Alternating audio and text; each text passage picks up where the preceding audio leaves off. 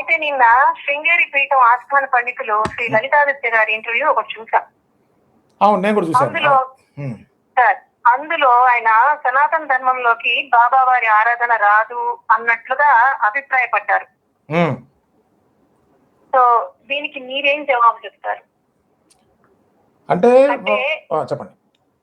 అంటే ఆయన ఒక మహాత్ముని ఆధ్యాత్మిక స్థితిని నిర్ణయించే తుది అధికారం ఎవరిది? దీనిని పీఠాధిపతులు నిర్ణయించగలరా? అయితే పీఠాధిపతులు ఎవరు బ్రహ్మజ్ఞాని, ఎవరు బ్రహ్మజ్ఞాని కాదు అని నిర్ణయించేటువంటి అధికారం ఉన్నట్లుగా మనకి ఎక్కడా కూడా శాస్త్ర ప్రమాణం లేదండి. మనం ఎప్పుడు కూడా తస్మాత్ శాస్త్ర ప్రమాణం అని చెప్తున్నది మనకి. కాబట్టి పీఠాధిపతులకి అధికారం ఉన్నట్టుగా లేదు, ఎక్కడా కూడా లేదు అది. రెండవది అంటే ఎవరైనా కానివ్వండి,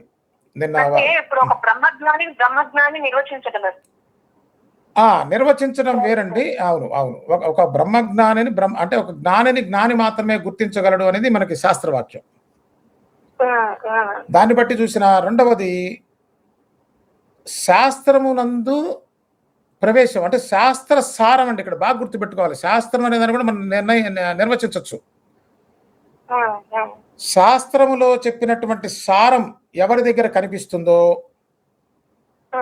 ప్లస్ శాస్త్రానికి అనుగుణంగా బ్రహ్మతత్వాన్ని ఎవరు దర్శిస్తూ ఉంటారో వారు మాత్రమే బ్రహ్మజ్ఞాని, వారు మాత్రమే చెప్పగలరు, వారికి మాత్రమే అధికారం ఉంటుంది. బ్రహ్మజ్ఞానం అంటే నేను ఇంతకుముందు ఎక్స్ప్లెయిన్ చేశాను మీకు. వారికి సర్వజ్ఞత్వం ఉండాలి, ఇవన్నీ ఉండాలి. సర్వాంతర్యామిత్వం, సర్వసమర్థత్వం, మృత్యుపోయే ఆధిపత్యము, ప్రేమ, సమత్వ భావం ఉండాలి, వైరాగ్యం ఉండాలి, స్థితప్రజ్ఞత ఉండాలి, ప్రేమ ఉండాలి. ఇవన్నీ ఉన్నవాళ్ళు ఎక్కడ ఉంటారండి ఇప్పట్లో? వారు చూసి చెప్పగలరు. అలా ఉన్నవాళ్ళు ఎవరైనా ఉన్నారా అండి అంటే ప్రస్తుతం నాకు తెలియదు, కానీ తంబిస్వామి వారు ఆ స్థాయికి చెందినవారండి. ఎందుకంటే అప్పట్లో ఉన్నటువంటి శృంగేరి గురువులే తంబిస్వామి వారిని సాక్షాత్తు దత్తాత్రేయ స్వామి అవతారం అని చెప్పి వారు చెప్పారు. మరి వారు దర్శించారంటే వారికి ఈ భావన అంతా కూడా తెలిసి ఉండాలి. వారు చెప్పారు కాబట్టి తంబిస్వామి వారి యొక్క జీవనం కూడా చాలా అద్భుతంగా ఉంటుందండి. వాళ్ళు పరమ నైష్టికంగా ఉంటారు, శిష్టాచార సంపన్నులు. వారు ఆచారాన్ని చాలా గట్టిగా పాటించేటువంటి వారిని మించిన ఆచారం పాటించేవాళ్ళు మనకి ఇప్పటి ఎవరు కనిపించరు. వారు మనకి సాయిబాబా వారి దగ్గర ఆచారం పెద్దగా కనిపించదు. అటువంటి సాయిబాబాకి నమస్కారం చేసి వారు ఏమన్నారంటే, వారు మా అన్నగారు, మా యందు వారిని దృష్టి ఉంచమని చెప్పి ప్రార్థనాపూర్వకంగా ఒక కొబ్బరికాయను కూడా ఇచ్చినట్టుగా మనకి చరిత్రలో మనకి లభ్యంగా ఉంది. వారు ప్రమాణం అండి. అంతేగాని కేవలం సన్యాసం తీసుకున్నంత మాత్రాన వారు బ్రహ్మజ్ఞాని అని చెప్పి ఎక్కడ ఏ శాస్త్రంలో కూడా చెప్పలేదు. నేనేమైనా మిస్ అయ్యానేమో, పెద్దలు దాన్ని సూచన చేస్తే బాగుంటుంది, నేను సరి చేసుకోవడానికి సిద్ధంగా ఉన్నా. లేదండి, అట్లా సన్యాసం అనే దానికి అర్థం, దానివల్ల ప్రయోజనం ఏం చెప్తారంటే, బ్రహ్మనిష్టకు కావలసినటువంటి సాధనని చేయటానికి వారికి ఒక అవకాశం వస్తుంది. ఇప్పుడు వాడు గృహస్థులో ఉంటే బాధ్యతలు ఉంటాయి కదండి, వారు బ్రహ్మనిష్టను సాధించలేరు. అంటే మరలా సహజంగా మళ్ళీ అప్పుడేమంటారంటే, మరి సన్యాసులకే కదా బ్రహ్మనిష్ట అంటారు. కాదు కాదు కాదు కాదు సన్యాసం అనేది చాలా మంది ఉన్నారండి, చాలా మంది ఉన్నారు. భగవాన్ రమణ మహర్షి ఎవరండి? లహరి మహాశయులు గారు మనకి మనందరికి బాగా తెలిసిన వారు భగవాన్ రమణ మహర్షి. అదే అంటున్నా, సన్యాసం మాత్రం ప్రమాణం కాదు. ఇప్పుడు ఒకటండి, సన్యాసం తీసుకునే వాళ్ళంతా బ్రహ్మజ్ఞానులు కాదు శాస్త్ర ప్రకారమే. తర్వాత సన్యాసం అనేది బ్రహ్మజ్ఞానానికి గీటురాయి కాదండి. సన్యాసం తీసుకుంటే బ్రహ్మజ్ఞానంలో ఉన్నాడు. చాలా మంది చరిత్రలో ఉన్న జనక మహారాజు ఆయన సన్యాసం తీసుకోలేదుగా. సుఖబ్రహ్మ అన్నారు, ఆయన జన్మతః బ్రహ్మజ్ఞాని. మరి కాబట్టి ఎవరు ఒక మహాత్ముడి గురించి మాట్లాడగలరు, ఎవరికి ఆ అర్హత ఉంటుంది, ఎవరికి ఆ సామర్థ్యం ఉంటుందంటే బ్రహ్మజ్ఞానికి మాత్రమే ఉంటుంది. వీరు అవును వీరు కాదు అని చెప్పడానికి. అట్లా అయితే ఇంకొక ప్రశ్న వేస్తారు, మరి బాబాని పూజ చేసే వాళ్ళంతా బ్రహ్మజ్ఞానులు అనేటువంటి ఒక వితండమైనటువంటి అర్థం పర్థం లేనటువంటి ప్రశ్న వేస్తారు. ఆశ్రయించడానికి గుర్తించడానికి తేడా ఉంటుంది. అంటే వాళ్ళ యొక్క బాబా వారి నుంచి పొందినటువంటి అనుభవం ఒకటి ఉంటుంది కదండి. ఇప్పుడు మీ అనుభవం కాదు, నా అనుభవం అంటే దానికి అసలు అర్థం లేదు. అవును అవును. సో ఇది మనం చక్కగా కూర్చొని ఈ పద్ధతిలో మాట్లాడే వాళ్ళతో మనం దాన్ని చక్కగా చెప్పవచ్చు, వాళ్ళకి తెలిసిపోతుంది. కాబట్టి ప్రత్యక్ష జీవన స్థితి కూడా ఉండాలండి. శాస్త్రం అనేది, శాస్త్రం యొక్క పరిమితి కూడా నేను చెప్తాను చూడండి. శాస్త్రము ఒక సూచన చేస్తుంది, దాని యొక్క పరిమితి అంతే. శాస్త్రం ఏమి ఆత్యంతికం అని చెప్పడానికి లేదు. ఆత్యంతిక ప్రమాణం ఎవరంటే బ్రహ్మజ్ఞాని ఆత్యంతిక ప్రమాణం అండి. బ్రహ్మజ్ఞాని యొక్క లక్షణాలు శాస్త్రం చెప్తుంది, దాని లోపల సరిపోయినప్పుడు వారిని బ్రహ్మజ్ఞానిగా మనం తీసుకోవచ్చు. కాబట్టి వారి యొక్క జీవన విధానం, వారు ఉండేటువంటి విధి విధానమే మనం ఇప్పుడు అబద్ధాలు ఎన్నైనా చెప్పొచ్చండి నోటితో, కానీ మీ జీవన ప్రమాణాన్ని, మీరు జీవన విధానాన్ని మాత్రం మీరు మోసం చేయలేరు. గమనించండి. అందుకోసమే మనస వాచ కర్మణ ఒకే రీతిగా ఉండాలని చెప్పి శాస్త్రం చెప్తుంది. ఎందుకని? నేను మనసులో ఏమన్నానో భగవంతుడికి తెలుసు, ఎవరికి తెలియదు. వాచ అంటే 100 అబద్ధాలు చెప్పచ్చు, దానికి విలువ లేదు. కానీ కర్మణ, ఇది చాలా ప్రధానం. కర్మణ ఉన్నటువంటి వాళ్ళనే మనం ప్రమాణంగా తీసుకోవాలి, కానీ అది వాళ్ళ జీవన విధానం. కర్మ అంటే మామూలు కర్మ కాదండి. వాళ్ళ జీవన ప్రమాణంలో ఈ యొక్క లక్షణాలు ప్రతిబింబించిన వాళ్ళని మాత్రమే మనం బ్రహ్మజ్ఞానిగా తీసుకొని వారిని ఆశ్రయించవచ్చు అని మనకు శాస్త్ర ప్రమాణంగా ఉంది. అది ఎక్కడుందంటే ముండకోపనిషత్తు ఉంటుందండి. ముండకోపనిషత్తులో ఎవరు దైవము అంటే, ఎవరు బ్రహ్మము అంటే, బ్రహ్మం అంటే అన్నిటికన్నా పెద్దది ఏది అంటే దైవము. ఆ దైవం ఎవరు, ఎట్లా చెప్తారంటే బ్రహ్మవిత్ బ్రహ్మైవ భవతి, అంటే బ్రహ్మమును ఎవరు తెలుసుకున్నారో, విత్ అంటే తెలుసుకోవటం, వారే బ్రహ్మ అయి ఉన్నారు అని మనకి శాస్త్రం చెప్తుంది. అర్థమవుతుంది. కాబట్టి ఆయన ఆచారం అన్నారు కానీ, ఆచారం ఆయన పాటించిన ఆచారం ఎంతమంది పాటిస్తున్నారు సార్? మామూలుగా నిరతాగ్నిహోత్రి, పంచభిక్ష కాదమ్మా. ఇక్కడ చిన్న వివరణ ఇవ్వాలి. ఇప్పుడు మనకి కంచి పరమాచార్య గారు ఉన్నారు కదా. కంచి పరమాచార్య గారు భరద్వాజ మాస్టర్ గారితో మాట్లాడినటువంటిది ఈ మధ్య మనకి లభ్యం అవుతున్నది. ఇక్కడ చూడండి, ఆచారము ఒక పక్క ఉన్నది, ఆచారాన్ని దాటినటువంటి స్థితి ఒకటి ఉంది. ఇప్పుడు సాయిబాబా వారి యొక్క పరంపర గురించి చెప్తే మనకు అర్థమవుతుంది. సాయిబాబా వారు ఉన్నది అత్యాశ్రమి అండి, అంటే అవధూత. చాలా అందరికి అర్థం కావాలంటే అవధూత.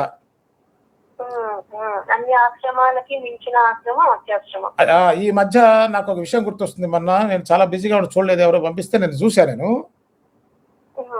ఎవరో అమెరికాలో ఉంటారట, ఈ వారి పేరు వెంకట చాగంటి.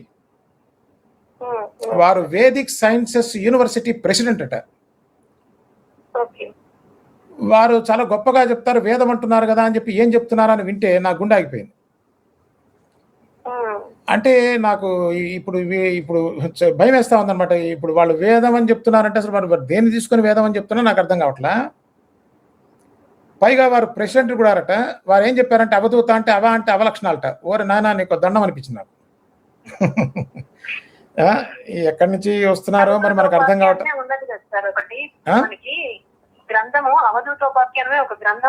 అది వాళ్ళ దృష్టిలో అవధూత పనికిరాడండి. ఆయన అంటాడు, రమణ మహర్షి గారిని కూడా తీసుకోలేదట ఈ మహానుభావులు. అంటే వీరు ఇప్పుడు మనకి శాస్త్రంలో పండిత సమదర్శన అని చెప్పారు, కానీ వాస్తవంలో చూస్తే పండితుడు అంటే ద్వేషంతో అహంకారంతో ఊగిపోయే వాళ్ళ కనిపిస్తా ఉన్నాడు. వీళ్ళని చూస్తూ ఉంటే నాకు, వీళ్ళని చూస్తే అసలు శాస్త్రం ఉన్నారు కానీ వీళ్ళు శాస్త్రం చదివినట్టు నాకేం అనిపించట్లా. శాస్త్ర ప్రకారం పండితుడు అంటే సమదర్శి ఉన్నవాడు పండితుడు. వీళ్ళకి సమదర్శి ఎక్కడుందండి? వాళ్ళకి అసలు పదాలు అర్థమే జాత కావట్లా. బాబా వారు చెప్పారు, పండితుల జోలికి పోవద్దు, వాళ్ళ ఘటపట వాదాలతో వద్దు, ఈ అక్షరాలని ముందుకు లాగి వెనక్కి అవధూత దీని దగ్గర జీవితం అయిపోయింది. ఇట్లాంటి ఆయనే మనకి చివటమ్మ గారి దగ్గర ఒక సందర్భం ఉందండి. ఒక ఆయన వచ్చి ఈ బ్రహ్మ సత్యం జగత్ తత్వమసి అనే మహావాక్యం గురించి ఒక 15 రోజులు 11 రోజులు ఉపన్యాసం దంచికొట్టాట. పాపం తెలుసుకుందామని ఒక ఆయన పోయి కూర్చున్నట్టు ఓపికగా చెప్తున్నాడు 11 రోజులు చెప్పాడు. ఆయన చెప్పి నోరు రచ్చిపోయింది, విని చెవులు చేతిలోకి వచ్చాయి. ఏం అర్థం కాల. చివటం అమ్మగారి దగ్గరకు వచ్చారు. చివటం అమ్మగారు తెలుసు కదా, వారిని అవధూత అంటారు. మన వెంకటా చాగంటి గారు చెప్పింది పక్కన పారేసేయండి. అసలు చాలా అసందర్భంగా ఉంది వారు మాట్లాడిన మాటల్లో. ఏ మాత్రం విఘ్నత కూడా కనిపించలేదు. ఒకప్పుడు ఇంకా వేదం చదువుకున్న వాళ్ళకి కొద్ది గౌరవం ఉండేది. మనకి ఇట్లాంటి వాళ్ళని చూసిన తర్వాత సంశయించాల్సినటువంటి పరిస్థితి వస్తూ ఉంది. అమ్మగారు అవధూత స్థితిలో ఉంటే అమ్మని అడిగాడు, అమ్మ ఆయన వచ్చి 10-15 రోజులు చెప్పాడు, నాకేం అర్థం కాలేదు, తత్వమసి అంటే ఏంటమ్మా అని అడిగాడు. ఏముంది నాయన, తాను మసి అయితే అదే తత్వమసి అని చెప్పారు. ఇది బ్రహ్మజ్ఞానికిను ఈ శాస్త్ర పాండిత్యంతో యుద్ధాలు చేసుకొని జుట్లు పట్టుకునే వాళ్ళకి సంబంధం ఏమి చాలా ఉన్నాయి. మీకు వీడియోలు చూడండి. ఎవరో దాకా దానికి మన బాబాని విమర్శించినటువంటి గోవిందానంద అని ఒక ఆయన ఉన్నాడు. ఆయన మీద కూడా ఇంజక్షన్ ఆర్డర్ ఉంది. వాళ్ళ కర్రలు పట్టుకొని జుట్టు పట్టుకొని ఆ కాషాయ వస్త్రాలు కొట్టుకుంటా ఉంటే ఎంత అసహ్యకరంగా ఉందంటే సమాజానికి మనం ఏం బోధిస్తున్నామండి? మన ప్రవర్తన కదా, మనం వేదం చదువుకున్న వాళ్ళం అంటే దానికి తగినట్టుగా ఉండాలి కదా. అసలు వేదానికి ప్రమాణం ఏమిటి అంటే వేదానికి వేదమే ప్రమాణం అంటే అసలు వేదం యొక్క ప్రయోజనం ఏంటి? వేదం ఎక్కడి నుంచి వచ్చింది? ఏమీ తెలియదు. అక్షరాలు పట్టుకొని ముందుకు వెనక్కి లాక్కోవటం, కొట్టుకోవటం. దీనివల్ల సమాజానికి పైసా ప్రయోజనం లేదు, తలకాయ నొప్పి తప్ప. ఇప్పుడు ఆ స్థాయిలో ఉన్నటువంటి వాళ్ళు సాయిబాబా వారి గురించి నిర్వచిస్తూ ఉంటే చాలా హాస్యాస్పదంగా ఉంది. నవ్వుకుంటా ఉన్నారు జనాలు. వీళ్ళు ఎక్కడి నుంచి వచ్చారు రా బాబు అని. అంటే కొద్ది గొప్ప శాస్త్రం చదువుకుంటే వీళ్ళకి జ్ఞాన సంగతి దేవుడు కానీ అహంకారం మాత్రం విపరీతంగా వస్తుందనేటువంటిది సమాజంలో అందరూ గుర్తించారండి. అదొక సంతోషకరమైన విషయం. ఎందుకంటే వాళ్ళు ఏమైనా పోనివ్వండి, మనం నిజమైన జ్ఞానులకి, నిజమైనటువంటి పీఠాధిపతులకి ఎవరైతే సత్యాన్ని బోధిస్తున్నారో, జ్ఞానాన్ని బోధిస్తున్నారో వారికి సర్వదా భక్తుడైన వాడు, ఒక సాయి భక్తుడు కాదండి, ఏ భగవద్భక్తుడైనా సరే వాళ్ళకి సాష్టాంగ ప్రణామం చేస్తారు. గురుస్థానానికి ఉన్నంత ప్రాధాన్యత మనకి ఈ యొక్క సమాజంలో, ఈ సనాతన ధర్మంలో దేనికి దైవానికి లేదండి. ఇప్పుడు సమాజంలో ఏమైపోయిందంటే ఒక మతోన్మాదంలాగా తయారైపోయారు. గురువు అక్కర్లేదుట. అసలు ఎక్కడి నుంచి వచ్చారు, ఎవరు చెప్తున్నారు, ఏం చేస్తున్నారు మనకు అర్థం కావట్లా. గురువు లేకుండా మన సనాతన ధర్మానికి గురువే కదా సార్ మూలం. వాళ్ళు దర్శిస్తేనే మనకు చెబుతున్నారు. అసలు అది కాదమ్మా, భగవంతుడు ఉన్నాడని చెప్పేవాడు ఎవడు అసలు? గురువే. అందుకోసమే ఏం చెప్పారు మనకు శాస్త్రంలో, గురవే సర్వలోకానాం, సర్వలోకాల్లో కూడా గురవే. భిషజే భవరోగినాం నిధయే సర్వ విద్యానాం దక్షిణామూర్తి నమః. చదువుకోలేదా ఇది అనిపిస్తున్నదండి. వీళ్ళకన్నా కూడా చదువుకోని వాడికన్నా మనకైతే సాగుతున్నట్టుగా వీళ్ళకన్నా సామాన్య జనం చాలా తెలివిగా ఉన్నారండి. జనాలకి ఏం తెలియదు అనుకుంటున్నారే వీళ్ళు. సహజంగా మనకేం చెప్తారంటే కాషాయ వస్త్రం కట్టుకుంటే నమస్కారం చేయమని చెప్తారు మనకి సమాజంలో. ఎందుకంటే వాళ్ళు అట్లా ఉండేవాళ్ళు అప్పుడు. కలియుగ ప్రభావం ఏమో తెలియదు కానీ వేసేదేమో కాషాయ వేషం, లోపలంతా కూడా ద్వేషం. కాబట్టే సమాజంలో దాని పక్కకి నెట్టివేయబడింది. నిజమైనటువంటి ప్రేమ సాయిబాబా దగ్గర ఉండటం వల్లే అందరూ కూడా సాయిబాబా దగ్గర నేను సాయిబాబా అంటే బయాస్డ్ కాదండి, మళ్ళీ చెప్తున్నా నేను. సాయిబాబా అంటే ఆ కఫ్ని కట్టుకొని షిర్డీలో తిరిగిన 3.5 రోజుల శరీరం కానే కాదు నా దృష్టిలో. ఏది పరమ సత్యమై ఉన్నదో, ఏది జ్ఞాన మూలమై ఉన్నదో, ఏది జగత్తుకి అలవాలమై ఉన్నదో, దేని వల్ల సర్వ జగత్తు నడుస్తున్నదో దానితో తాదాప్యం చెందినటువంటి పరమాత్మ స్వరూపం సాయిబాబా. అది ఆయన పేరా? ఎవరో పిలిస్తే సరే అన్నారు. ద్వేషంతో ఉన్న వాళ్ళకి ఇవేం అర్థం కాదండి. కాబట్టి శాస్త్ర ప్రకారం సాయిబాబా సాక్షాత్తు పరమాత్మ స్వరూపం. అంతేకాదు మనం ఇప్పుడు అంటున్నాం కదా సనాతన ధర్మం అనే, సనాతన ధర్మానికి వెన్నుముక సాయిబాబా అండి. ఎందుచేతనంటే సనాతన ధర్మంలో కర్మ సిద్ధాంతం ప్రధానంగా సాయిబాబా చరిత్ర మొత్తం కర్మ సిద్ధాంతమే ఉంది. బాబా వారి జీవితం మొత్తం మీద వారు స్వయంగా చెప్పి ఆచరించు అని చెప్పినటువంటి ఒకే ఒక పండుగ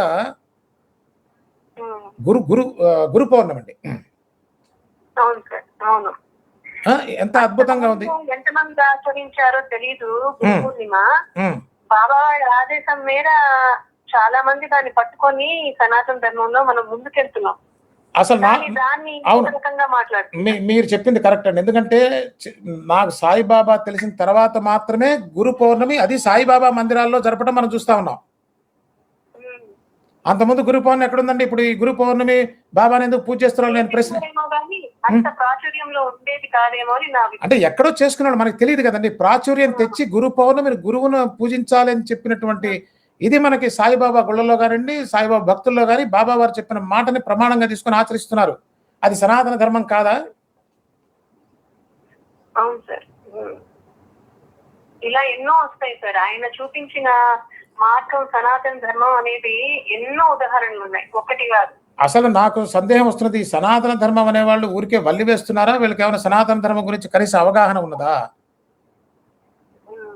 సమత్వం కదండి, కాలానికి అతీతంగా ఉంది. సాయిబాబా వారు అవధూత స్వరూపం ఇందాక చెప్తున్నాను కదా నేను. బాబా వారు ఆ సాంప్రదాయం సాంప్రదాయం ఉన్నారు. కాదండి, సాయిబాబా వారిది అవధూత సాంప్రదాయం.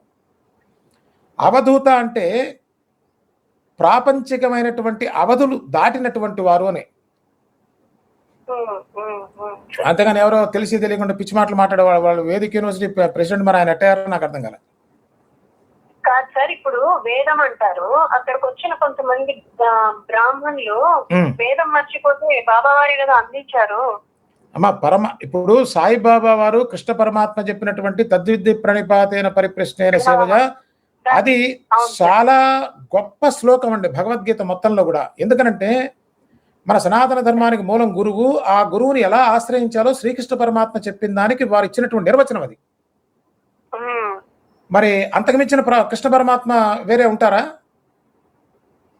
మరి ఇప్పుడు కృష్ణ పరమాత్మ అదే రూపం అంటారా? మరి అదే రూపం అయినట్టయితే ఆయన సృష్టి ఆదిలో నేను సూర్య భగవానుడికి ఈ యొక్క జ్ఞానాన్ని ఉపదేశించాను అర్జున అని చెప్తారు కదా, మరి అప్పుడు ఎట్లా ఉన్నారు? ఇదంతా కూడా ఆధ్యాత్మిక మార్గంలో ఉన్న వాళ్ళు చర్చించాల్సిన అంశం అండి, అంతేగాని ఎవరు పడితే వాళ్ళు మాట్లాడాల్సినటువంటి అంశం కాదు. దురదృష్టవశాత్తు మాట్లాడేది కాదు ఇది. కాదు. అయితే మీరు ఇందాక లలితాదిత్య గారి గురించి ఒక మాట తీసుకొని వచ్చారు. ఇప్పుడు శృంగేరి గురువులే వీరు శిష్టాచారులు వారని చెప్పి మల్లాది వారిని ప్రశంసించారు. మల్లాది వారు స్వయంగా సాయిబాబా వారు దత్త స్వరూపం అని చెప్పి వారు చెప్పారు. సరే, అదంటే మరి ఇప్పుడు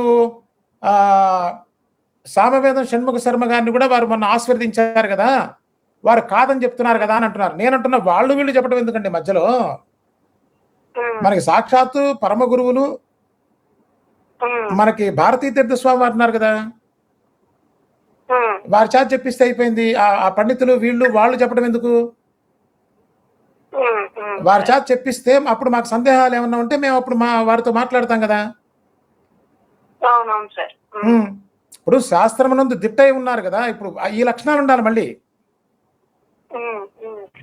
ఎవరైనా సరే గురుస్థానానికి తగిన వారు అని చెప్పాలంటే ఈ లక్షణాలు ఉండాలి, అంతేగాని అక్కడ వేషము అవన్నీ తర్వాత అండి.